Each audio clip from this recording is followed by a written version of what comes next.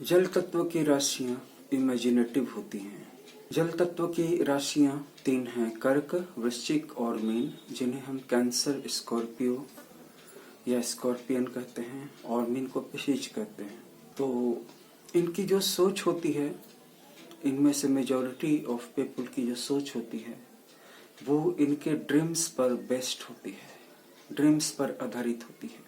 जिसका मतलब होता है कि अपने रवैये को, अपने प्रयासों को तात्कालिक या दुनियावी परिस्थितियों के मुताबिक नहीं बदलेंगे। ये अपने अंदर के सपनों से कॉम्प्रोमाइज नहीं करेंगे। धीरे धीरे करके समय निकलता जाएगा, लेकिन ये अपने सपनों के मामले में कॉम्प्रोमाइज नहीं करेंगे, वहां पर टस से मस नहीं करेंगे, जिससे हम इंग्लिश में नॉट बजिंग एन इंच करते हैं। लेकिन उनका ये फ्यूचरिस्टिक नहीं होना, यानी कि अपने सपनों के आधार पे अपनी दुनिया को या कभी कभी पूरी दुनिया को बदलने की कोशिश करना, लोगों को बदलने की कोशिश करना घाटे का सौदा साबित हो जाता है। और बाकी सारी जो वायु तत्व की, अग्नि तत्व की और पृथ्वी तत्व की राशियां हैं, तो पृथ्वी तत्व की राशि का अपने अंदर में कोई सपना नहीं होता है। वो इस दुनिया की जरूरतों, परिस्थितियों और आकांक्षाओं के अनुरूप ही जमीन से जुड़ा हुआ गोल सेट करती हैं। फॉर एग्जाम्पल, जल तत्व की राशियां एक ऐसा सपना देखेंगे, लोगों से दूर, जनसंख्या से दूर, बिल्कुल समुद्र के बीच में एक ऐसा रिजॉर्ट बनाना है जिसमें कि कोई भी नहीं आएगा। उसमें शीशे का, कांच का डोम लगा रहेगा और उसमें नीचे कोई पिलर नहीं होगा और उसमें वो अकेले रहेंगे और चारों तरफ से अच्छी हवा आएगी। उस हवा का वो आनंद उठाएंगे और समुद्र की लहरों को देखेंगे।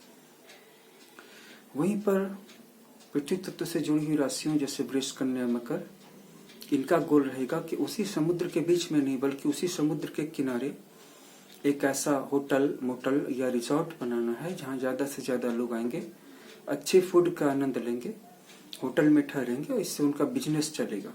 तो आपने देखा कि जल तत्व की राशियों का जो सपना होता है, उसमें भी खास करके तीसरी राशि मीन का, उसमें ये बात सुनिश्चित नहीं है कि उस तरह का शीशे के, कांच के गुंबद वाला, डोम वाला रिसोर्ट बनाने, पर्सनल रिसोर्ट बनाने के लिए फंड कहाँ से आएगा। लेकिन हैरानी की बात यह है कि 4-5 दशक बीत जाने के बाद भी वो इस सपने को नहीं बदलते हैं, बल्कि इस सपने को और ज्यादा गहरा करते चले जाते हैं। उनको ये विश्वास होता है कि कभी कोई ऐसा समय आएगा, कहीं कोई ऐसी दुनिया होगी, कहीं कोई ऐसे लोग होंगे जिनकी मदद से उनका ये सपना अचानक बड़ी तेजी से पूरा हो जाएगा। तो ये मैंने एक छोटा सा उदाहरण दिया था। तो फ्यूचरिस्टिक नहीं होती हैं जल तत्व की राशियां। जल तत्व में और जो 2 राशियां हैं, कर्क है, वृश्चिक है। तो वृश्चिक राशि अपनी इच्छाओं को लेकर के मोह में पड़ी हुई होती है और वस्तुओं को लेकर के, अपने सपनों को लेकर के जो अक्सर बड़े बड़े होते हैं और साथ ही संबंधों को लेकर के वो हठी होते हैं। कर्क राशि जल तत्व की है, इमेजिनेटिव है, लेकिन मीन राशि से ज्यादा ग्राउंडेड है। इसका मतलब है कि उसके गोल्स प्रैक्टिकल होंगे, उसका जीने का तरीका काल्पनिक होगा, रोमानी होगा, रोमांटिक होगा, लेकिन जीने के जो वेज हैं, यानी कि उसके जो कदम हैं, वो उतने ही धरातल पे होंगे जितना कि कन्या, मकर या वृष राशि का है।